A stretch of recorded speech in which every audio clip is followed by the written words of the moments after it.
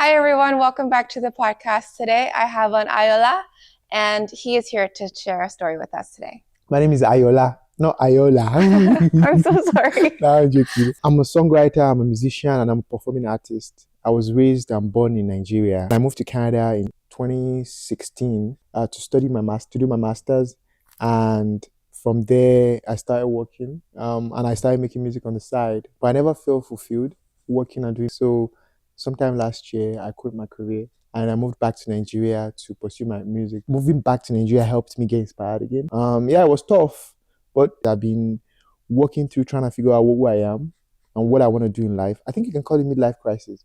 I think I induced the crisis early than say if I were 40 or 50. But I knew there was something off in the way I was living and the way I wanted to live. I wasn't in line with my spirit. Like I felt like I was supposed to be creating, but I was too stuck up in the fear of financial stability that I was just in the four walls of my offices. And I had a good career. I was a department head in a pharmaceutical company. I've been working for over a decade. I felt like the chapter should flip, and I wasn't flipping it. I was afraid of the stability that I had of letting it go. So last year, I just made that decision. And it's been tough. I won't lie. When I moved back to Nigeria, I went through this identity crisis. It just kind of messed with my ego a little bit. But it took a while for me to rebalance. And once I did, I'm glad I did. It's tough. It always is. But I'm kind of living the life that I want to some degree. Yeah. What were some of the things that felt wrong to you? I'll be in a conference room with a bunch of guys in the top, the president or the CEO, and I'm just rambling about the financials. And I'm like, what are we doing here? I mean, initially when I started my career, I liked it. It was a blessing that I get to be in the room with these guys. And it got to a point where I got bored. And I think I have that tendency of getting bored when I get to somewhere. But I felt like I was living for the society. I just didn't feel like I was making any contribution to society beyond the financials of the company. I feel like I'm supposed to be doing more than I am. I don't mean in a financial sense, but I'm supposed to be worth more to this world. And because I'm an artist, I've always been an artist. I was putting out music on the side. It just was a side thing. But I was good at what I did. I was really good. And I felt like I couldn't do it well enough. Because I was doing so many things, it justified why either one didn't work as well.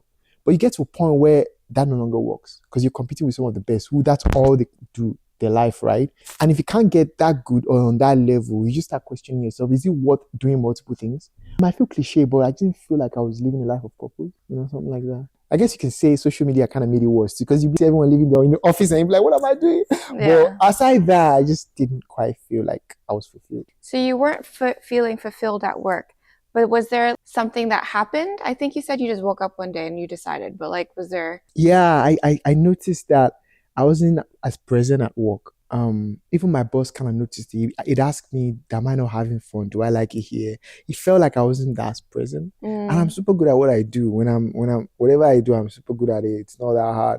But I just really didn't feel like I belonged anymore. I felt like I'm supposed to be flipping a page that I was too afraid to, So I just woke up one day and I just feel like, and I had just dropped an album a couple of months prior, The Life I Want. I didn't feel like I could promote the album because I had just 3 weeks off. And I even lied at work to go promote it. And I was back at work. And then it was cooling again. It's like I spent all this money and time to record this album that I couldn't fully interpret because I'm back at work. So what is it that we're doing? Why am I making and spending all this money on music when I can barely do it well? And I can barely do my work well too because my mind is at whatever I'm supposed to be doing that I couldn't do, I just was put out in all directions and I just woke up one day and I was like, oh. And I just made that decision. Yeah. So after you left your job, what happened then? God, I went through this months of identity crisis. Having worked 9 to 5 all my life, if I wasn't working in the same hours of 9 to 5, I felt like I was wasting the day. And in my mind, I'm thinking, did I quit my career because I wanted to be lazy? What am I doing? I better be more productive than I was. Otherwise, it wouldn't be justified. I went through this series of identity crisis. Plus, moving back to Nigerian culture has this sort of respecting those at the top and sort of demeaning those at the bottom, man, because you imagine artists, they tend not to value you as much. And me having worked in Pharma and being the leader and leading teams, I was a manufacturing science and technology manager. I felt this mismatch, like you can't just mistreat me like that. You can't just call me an emerging artist. I'm not an emerging artist, that ego bruise of, and I think that's why I didn't for a while. That's what sort of consoled me when I was in my work, because I'm a scientist. But now that music is all I had, it was tough for me to accept that I'm an emerging artist. And I'll enter spaces that people didn't know me and didn't respect me much. That was tough. Finances too. Because I could have gotten something to do on the interim, but I didn't want to. I felt like I wanted my identity to be removed from being a scientist and be solely music. That way I can sacrifice for it. There's a difference with doing something that you just do as a hobby and doing something knowing your life depends on it. And it's a bit deeper. So I went through financial, obviously, crisis of like, oh, the fear in my head of like, I'm gonna go broke. I went through that identity crisis. Damn, it was hard for me. And then at some point, I wanted to leave and go back to Pharma. I was spending so much and I wasn't getting much yield, like, am I sure I'm not gonna go back? But I knew if I did, I would hate myself for the rest of my life. God, I'm gonna hate myself. Because then you would know you failed. Not because you tried all your best, but the fear again, the fear of so and I was raised in that kind of family, conservative in Nigeria, right? I understand in the 90s, the only way to success was education. So read your book, get well, get good grades, and get good jobs. And having to break myself out of that to take risks, daily risks, right? And not knowing what next 2-3 months will hold. It was hard, but I'm glad I did it. Yeah. So what does it look like now, your life as an artist? It's touring. It's just performing. I came back to Canada in January, and I've been in Canada for a few months. Just touring in Windsor for a few more weeks. I'm gonna be in Toronto. I'm going to Calgary in 2 weeks to perform. So the point of coming back to Canada is to build my community here. You know what's funny? There is a difference between being a songwriter and being an artist. I was a songwriter before I moved back to Nigeria. I was writing great songs and I put out 3 albums. But I wasn't an artist in that I didn't understand what my artistry was. So moving back to Nigeria was like, what is it to be? What my identity, my expression, how I want to perform. I picked up a guitar, all those things. So moving back now, I'm a musician, I'm an artist, and I'm building so I'm doing a bunch of shows, touring. I've already performed in a bunch of places in Windsor. I'll be around for a few more weeks to do more publicity, press, move to Detroit, and then move up north to Toronto. So that's what I'm doing for the next of the summer, of the winter and summer. And then towards the end of the summer, I plan to put out a project, an EP, and then go back and tour it. I want to go to the UK as well, sometime in the fall, go back to Nigeria to headline a show. So I'm just moving around and performing and building. I also think now I just understand now that you need to get out and connect with people. So that's what I'm doing right now. Yeah. And putting your music out there? Yes, I'm putting which is what this is about. Yeah, you should go check out my Maybe we can play something absolutely, a little bit at absolutely, the end. yeah, absolutely. I actually released a song a couple of weeks ago, about 2-3 weeks ago, about you. Not about me. It's called About You. It's called About You. I mean, it could be about you. It's about you in quote, which I really love. I think it shows the emergence of my sound too. That's what I'm saying. When I tell people I left Canada for Nigeria, people think I'm crazy that you can record remotely. Yes, but I'm not just making music because I can make it. When I've stayed away from the culture for so long, it just doesn't hit the way I want it to. And I make Afro soul. It's a bridge between both my cultural roots in Nigeria and my exposure internationally.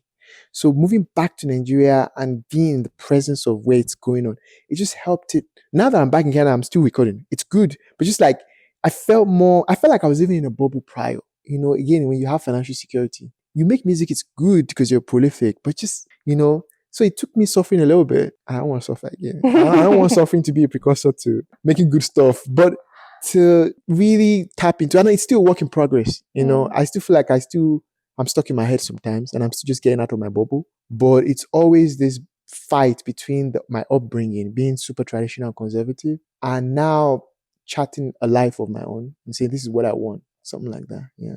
So the song that I put out was About You and it's out on all platforms. Okay. Yeah.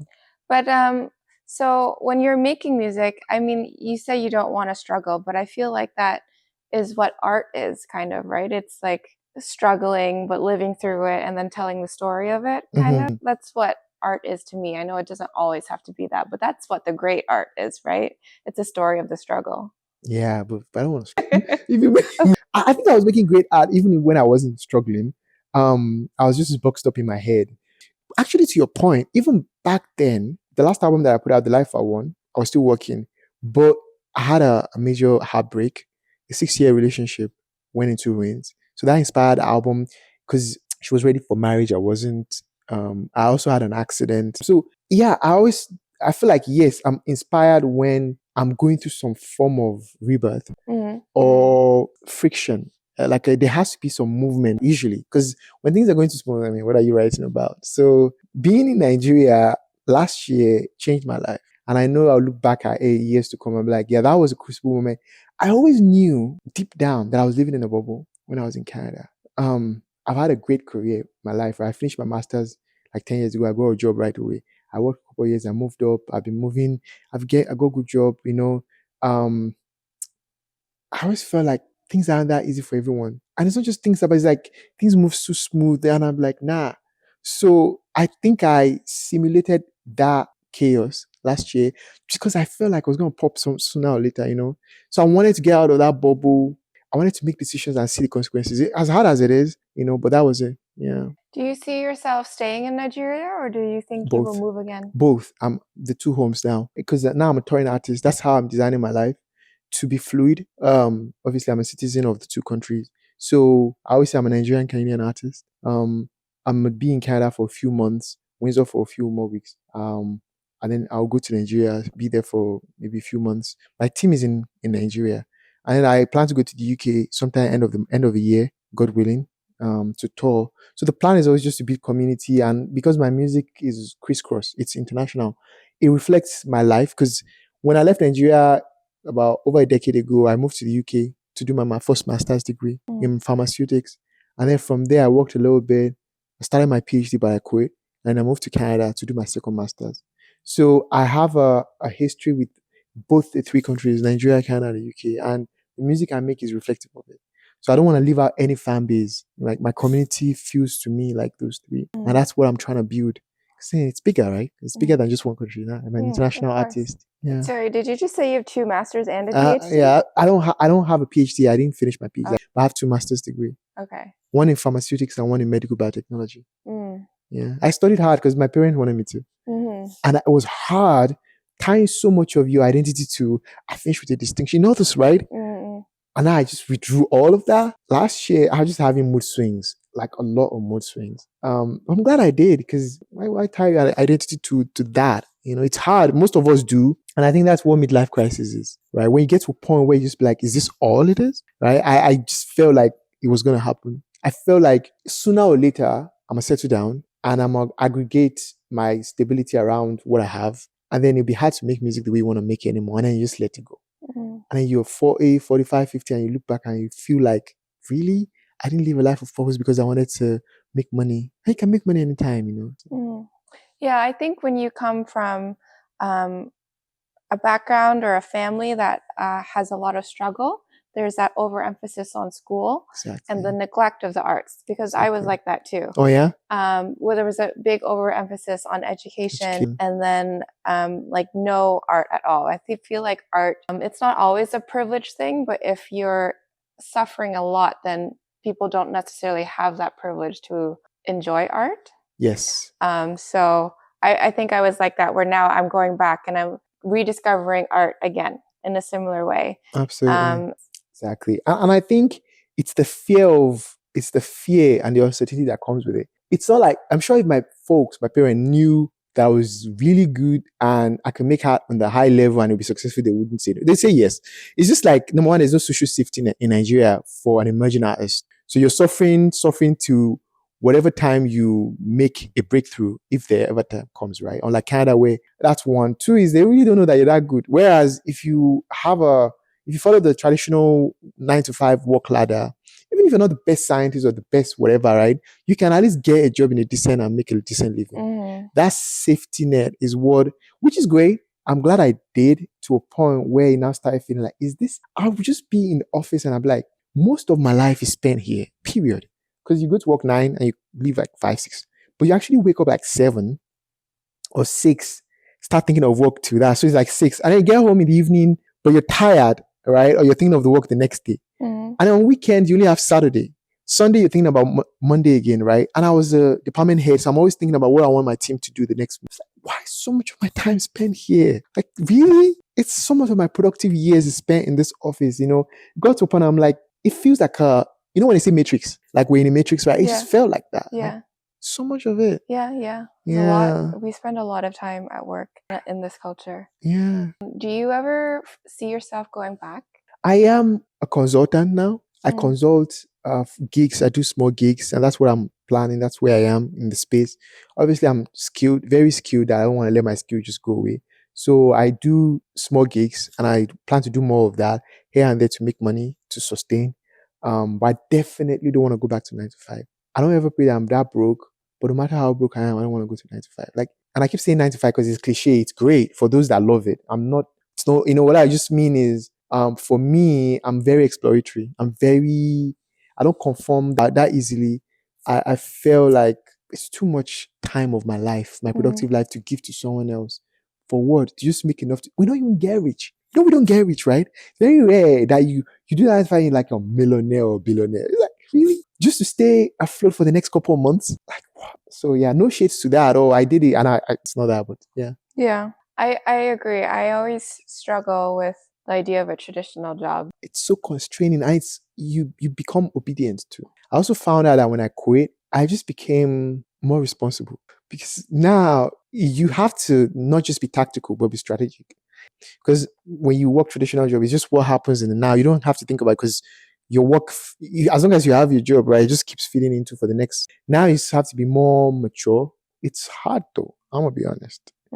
I be waking up sometimes just be moody because I'm like thinking about finances. But sometimes I also think about like maybe that's how life's supposed to be, right? Maybe I'm not supposed to be financially secure for the next 25 years. You know, like, and even if you had a job, you're not secure for that long. It's just the mental stuff. Yeah, You can get laid off fired right? anytime. Yeah, Exactly. you Right? lose your life savings. Exactly. So Knock on wood. yeah, but yeah, that's it. Yeah, Yeah, there's never any security, it's never. and so why not just do what you want? If my parents see this podcast, they're gonna be like, "You're crazy," because they don't know that I quit. They didn't know. Now That was actually one of my questions, but I forgot to ask you. like you know they wouldn't. Yes. My mom knew. I mean, she knew that I was working remotely, so I just sort of put it in that I do remote work now. If she knew, she could start crying like, "Oh my god!" Like our enemies are at work, kind of thing. Like, because they don't. I get it.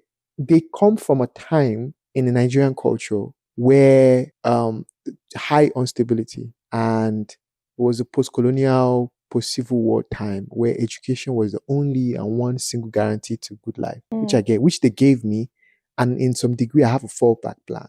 I'm not some, you know what I'm saying, right? And I'm really glad for that. But it got to a point where I had to then live my own life. Yeah. Wait, so you quit a year ago and they still don't know? They still don't know. No. What are they thinking you're doing? Well, I mean, I still find ways to bring money in here and there. So yeah, it's not too tough. Well, I hope you don't share this. Yeah, I hope no one should go reshare it and don't show his mom. No, but if they find out, it's just gonna be like rants. But I'm not. Yeah, I'm not really a reckless person. Yeah. But I feel like my dad is a very safe person. I grew up in a very safe household, and he's super smart. He's a professor. My mom is a teacher. But I used to feel like I had that same thing. Super safe, super strategic, super, and I think it's good. It keeps things stable. But if you really want to live a life of purpose, you have to tap into some of your insecurities. That's the discomfort, right? So I always felt that the fear in me that you have potential. The difference between the potential and actual living life. I always fear that I had potential, but was I bold enough to take that?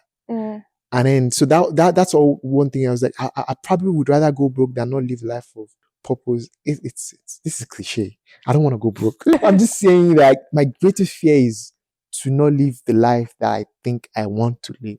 Yeah. To have a dream in my head and not be able to fulfill it. It's scary. That is a scary thought. Yeah. So what is your dream? Big dream? Usually I'm a musician. I'm a songwriter. So that's where I think I'm channeling most of my dream into. But above that, I think it's just to live a life to close the gap between the things that I want to do and the things that I do. To do the stuff that I want to do. And right now it's making music. Next it might be writing a book. Next it might be hosting a show. But if I want to do something, I want to do it. It's so depressing that and I dream big usually.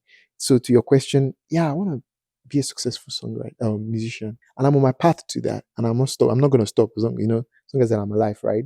But it's not the success per se. It's just like to share my music out to the world and have people resonate with it in whatever it comes. I'm not forcing. But yeah, ultimately though, it's just to do the stuff that I want to do, or at least try it. And if it then doesn't work, it's fine. But if I keep having stuff or dreams and they don't get done because of the fear of, it just depresses me and makes me a sad human being, you know? Yeah. What is a piece of advice you wish someone would have given you when you were younger? I think it is that you can actually be over strategic sometimes and not let life or time reveal itself. There's a weakness that I've always had, and I still do have it, which is that because I spent so much of my life in industry, in the pharma, in corporate world, where you're always risk assessing stuff. You're always planning so that nothing goes wrong, and you're foreseeing stuff that will go wrong. When I bring that into my creative life, it gets in the way of my creative flow. Mm. You know what I mean? Because I'm always overthinking, whereas it's the opposite. Creativity dies when you're overthinking, right? But because I was that for so long, and that has helped me in my career, it kind of got in the way of my personal life too. I'm always overthinking and over processing of this on that, and it got in the way of me, my ability to live life a bit more fully and be present. So I wish someone had told me that, but I'm figuring it out myself now. That sometimes you just gotta let time reveal itself. See, I'll give you an example. Say I'm coming out to perform here now, and I come here, I see the studio, where it is, how many chairs. I'm already picturing where I'm gonna sit, and all those things are cool. It makes you strategic. You're planning, but sometimes you can over plan and not actually let time reveal itself. There's so many things that will happen that day that you couldn't foresee that would make for a show different from you envisaged. And I think overthinking, over planning, over strategizing sometimes can get in the way of creative freedom. So I think, yeah. Sometimes you just gotta go with the flow. Exactly. And it's hard. It's easier said. Of Just course. don't do that. I don't know why. So I tell myself when I'm worried, like, you should be worried. You should just go with the flow. But yeah, your body I think it's a nervous system. It just chooses its own thing. It's like years of habits that you've now just kind of ingrained into yourself that you have to fight to undo. Exactly. Yeah. And I think that's why corporate people tend to be more rigid, more kind of like they lack the sauce. It's because they just over processing, overthinking, and something that I fight with sometimes. And I think it's good to some degree because it helps me assess stuff. I'm not trying to kill the editor side, but when you're creating, just leave room for nonsense to come out. That's the beauty, Thank you. If people want to listen to your music, find out more about you, where can they find you? I'm out everywhere. Ayola. So Spotify, YouTube, Apple Music, Ayola, Ayola. And on my social media, it's Ayola Music. So Ayola, Ayola, the music. TikTok, Instagram, Twitter, and everywhere. So as I said, I put out music a couple of weeks ago, About You, with Amaka. She's a Nigerian artist. We were just sitting like this, and I said, I wanted us to make a duet about two lovers sort of distrustful of one another. And it was great. And we put it out, and it's been amazing. It has about almost 20,000 views on YouTube. So we're excited about it. And I'm performing it too. So yeah, you can follow me on social media, Ayola Music. And I'm excited. Yeah. And he's touring, so watch out for tour dates too. Absolutely. Yeah. That's the exciting part. It's coming to different places and interpreting the song and even learning it yourself. I'm like, I didn't know that I could come out this way. That's what's happening to me more and more, that I never could have thought this would be when I was planning. And I'm just like, you just gotta let things happen and have trust in the process. It's hard. When they say trust the process, I thought it was cliche. Because I'm that kind of person too. I'm very critical. Like, what do you mean trust in the process? Like, it is something, letting time reveal itself and understanding that we're not evolved enough to foresee all possibilities. That makes more sense to me. Trust the process versus what you said earlier. Like letting time play itself out. Trust the process is more easy for my mind to grasp. Well, thank you for being on the podcast today. No, thank you for having me. It was such a pleasure. Thank you.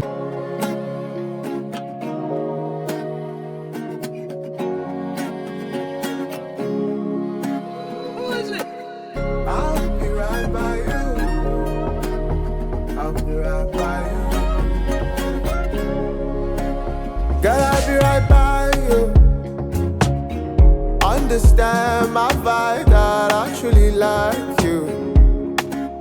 I don't want to be lied to. Who's calling you every night? My agenda. And every time is a chance for you to argue. I never seen anyone like you. But sometimes you love me and you come through. I never seen anyone like you. I'm thinking about you, I'm feeling like too. If I risk it for you, how I go trust you. I'm thinking about you, I'm feeling like too. If I give up to you, say I go trust you. You're not the same anymore. Can't catch my breath, you disease. I need more, my love. You say you see me. When the sun comes down, I feel alone. You leave me searching, searching for you. You are trouble. I'm just looking you. The truth is you. You causing me pain. I might run away. I don't trust anything you say. I'm thinking about you, I'm feeling like you. If I risk it for you, how I will trust you. I'm thinking about you, I'm feeling like you. If I give up to you, say I will trust you.